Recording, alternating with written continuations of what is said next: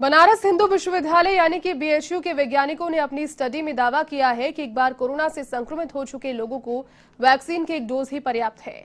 ऐसे लोगों में वैक्सीन की पहली खुराक 10 दिन में पर्याप्त एंटीबॉडीज बना देती है।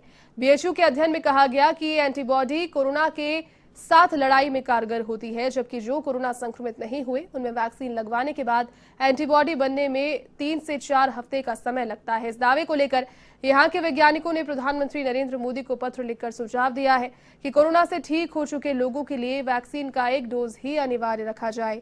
पत्र में कहा गया कि अब तक 2 करोड़ से ज्यादा लोग कोविड-19 से ठीक हो चुके हैं। अगर उन्हें केवल एक ही डोज लगाया जाए तो वैक्सीन का संकट भी कम हो जाएगा और ज्यादा से ज्यादा लोगों तक समय से रहते वैक्सीन पहुंच पाएगी। बीएचयू के जूलॉजी विभाग के डॉक्टर प्रोफेसर ज्ञानेश्वर चौबे ने रविवार को बताया कि हाल ही में 20 लोगों पर एक पायलट स्टडी की गई। ये स्टडी शोध कोविड के लिए जिम्मेदार सार्स कोव 2 वायरस के खिलाफ नेचुरल एंटीबॉडी के रोल तथा उसके फायदों की जानकारी देती है। इस स्टडी में बीएचयू के न्यूरोलॉजी विभाग के प्रोफेसर वीएन मिश्रा और प्रोफेसर अभिषेक पाठक, जबकि जूलॉजी विभाग के प्रोफेसर ज्ञानेश्वर चौबे, प्रज्वल सिंह तथा प्रणव गुप्ता शामिल थे। प्रोफेसर चौबे ने बताया कि अध्ययन अमेरिका के जर्नल साइंस इम्यूनोलॉजी में प्रकाशन के लिए भी भेजा गया है।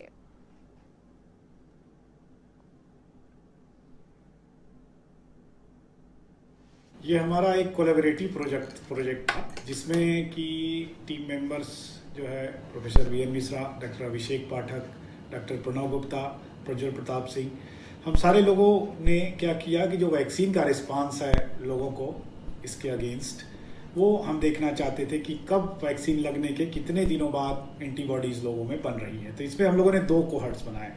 पहला कोहर्ट वो जिन लोगों को इन्फेक्शन हो चुका था उनमें वैक्सीन की पहली डोज लगने के कितने दिनों बाद एंटीबॉडीज़ बन रही है, और दूसरा कोहर्ट जिन लोगों को कभी इन्फेक्शन नहीं हुआ था उनमें कितने दिनों बाद एंटीबॉडीज़ बन रही है। तो 10-10 लोगों का हमने 2 कोहर्ट बनाया और उस पर हम लोगों ने पाया कि बहुत ही सिग्निफिकेंट डिफरेंस है इन दोनों ग्रुप्स में, क्योंकि जिन लोगों को पहले इन्फेक्शन हो चुका है उनको वैक्सीन लगने के 7 से 10 दिनों बाद ही एंटीबॉडीज़ बन गई, और जिन लोगों को इन्फेक्शन नहीं हुआ था उनको 3 से 4 सप्ताह लग गए एंटीबॉडीज़ बनने में। उसमें से भी 90% लोगों में ही बनी, 10% लोगों में एंटीबॉडीज़ 8 सप्ताह हो गए अभी तक ट्रैक करते हुए, अभी तक नहीं बनी है। तो हम लोग का ये रिजल्ट जो था उसको हम लोगों ने प्रधानमंत्री जी को एक चिट्ठी में लिखा। ये लिखा कि जिन लोगों को इन्फेक्शन होकर ठीक हो चुके हैं, अभी 2 करोड़ के ऊपर हो गए हैं ये लोग, तो अगर हम उन लोगों को एक ही डोज लगाए वैक्सीन की तो हम लगभग 2 करोड़ डोज बचा सकते हैं, और वो जो है जो वैक्सीन की किल्लत है उसको दूर। चलिए इसी खबर को अधिक बारीकी से समझने के लिए बीएचयू के जूलॉजी विभाग के प्रोफेसर ज्ञानेश्वर चौबे इस वक्त मेरे साथ फोन लाइन पर जुड़ चुके हैं। ज्ञानेश्वर जी, सबसे पहले बहुत स्वागत है आपका इवन टीवी में। जी नमस्ते, धन्यवाद। नमस्ते सर, सबसे पहले आपसे जानना चाहूंगी, आपने एक बड़ा दावा किया है, एक पायलट स्टडी आपने की जिसके तहत साइंटिफिक रीजंस आपने दिए हैं। आपने कहा है कि जो लोग कोविड से रिकवर हो चुके हैं उनके लिए अगर एक डोज वैक्सीन की लग चुकी है वो पर्याप्त है, उतनी इनफ एंटीबॉडीज उनके शरीर में बन जाती है जो कि कोरोना से लड़ाई में कारगर है। सर, थोड़ा डिटेल में बताएं किस तरीके से पायलट स्टडी आपने एग्जीक्यूट की है और फिलहाल क्या तर्क है आपके पास में इसे सिद्ध करने के लिए? जी, असल में हुआ क्या कि हम लोग ये जानना चाहते थे कि वैक्सीन का रिस्पांस जो है वो लोगों में किस तरीके से आ रहा है। जी। तो हम लोगों ने 2 ग्रुप बनाया। एक ग्रुप जो है वो लोग थे जो ऑलरेडी रिकवर कर चुके थे, क्योंकि हम लोग कंटिन्यूअसली जब से ये पेंडेमिक चल रहा है जी हम लोग सीरो सर्विलांस कर रहे हैं। तो उसमें हम लोग को ये समझ में आया कि एक बार देखते हैं कि वैक्सीन का रिस्पॉन्स कैसा लोगों के लिए आ रहा है। जी। और सरप्राइजिंग रिजल्ट था कि जो लोग रिकवर कर चुके थे उनमें जो है वैक्सीन का रिस्पॉन्स एंटीबॉडी के सेंस में उनमें 7 से 10 दिन, मतलब फर्स्ट और सेकंड वीक में ही एंटीबॉडीज बन गई। और जबकि वो लोग जो कि नईव थे, मतलब जिनको कभी इन्फेक्शन नहीं हुआ था, उन लोगों में कुछ लोगों में 3, कुछ लोगों में चौथे वीक में बना।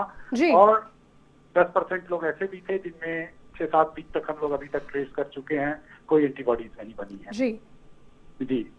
तो इस रिजल्ट के साथ हम लोगों ने ये देखा कि जो एडिक्वेट अमाउंट ऑफ एंटीबॉडीज बन रही है पहले कोहर्ट में जो कि इन्फेक्ट होकर ठीक हो चुके हैं, तो फिर उनको दूसरे शॉट, मतलब दूसरे जैब की जरूरत नहीं है। और वो लोग ऑलरेडी जो हमारे पास वैक्सीन की शॉर्टेज है उसको, इसमें अगर एक ही जैब उन लोगों को दी जाए और फिर जो दूसरी जैब है वो बचा करके दूसरे लोगों को दी जाए तो वो ज्यादा बेहतर है। जी सर, काफी एक बड़ा आपने जो तर्क है वो दिया है और काफी ज्यादा पॉजिटिव मैं मानती हूँ ये अगर चीज सिद्ध होती है तो होगी। आपने इसके लिए अमेरिका के जर्नल साइंस इम्यूनोलॉजी में भी प्रकाशन के लिए अपने रिसर्च पेपर को भेजा है, वहां से किस तरीके का रिस्पांस अभी क्या कुछ आ पाया है सर? जी, उन लोगों ने ई लेटर के रूप में इसको एक्सेप्ट किया हुआ है जी, और ये अगले मुझे लगता है 10 डेज या 1 वीक के अंदर ऑनलाइन आ जाएगा। इसके अलावा चौबे जी आपसे जानना चाहूंगी कि अगर प्रधानमंत्री नरेंद्र मोदी को जिस तरीके का लेटर आपने लिखा है, आगे ये प्रक्रिया बड़े स्तर पर की जाती है, एक बड़ा प्रोजेक्ट आपके पास में होगा, सर्वे के लिए काफी ज्यादा लोग होंगे, तो कैसे कैटेगराइज आप लोगों को करेंगे? जो लोग रिकवर हो चुके हैं उनके लिए वैक्सीनेशन क्या आगे जाकर कहा जा सकता है कि एक डोज काफी होगी, ये पूरे देश में हो पाएगा? क्योंकि काफी ज्यादा शॉर्टेज वैक्सीन की चल रही है एटलीस्ट इंडिया के लिए आज के सेंस में और आज के डेट में।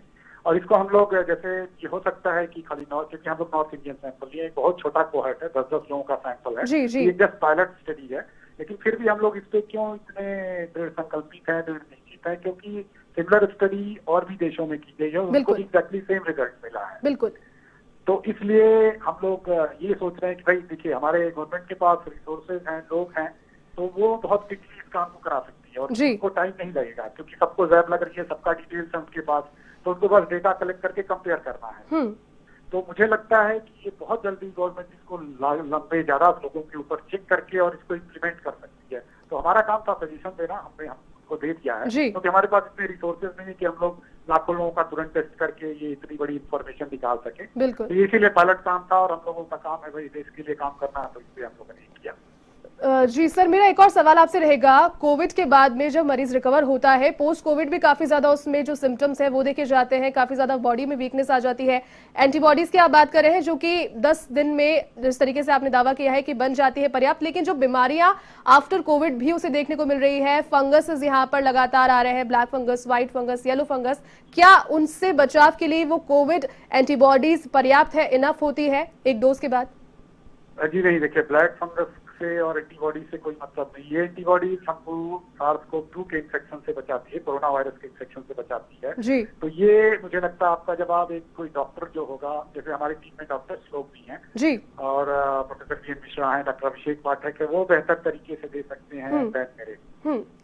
चलिए सर, बहुत शुक्रिया तमाम बातचीत के लिए, इतनी बारीकी से आपने जानकारी दी, बहुत शुक्रिया। तो BHU के प्रोफेसर ज्ञानेश्वर चौबे इस वक्त हमारे साथ फोनलाइन पर जुड़े हुए थे।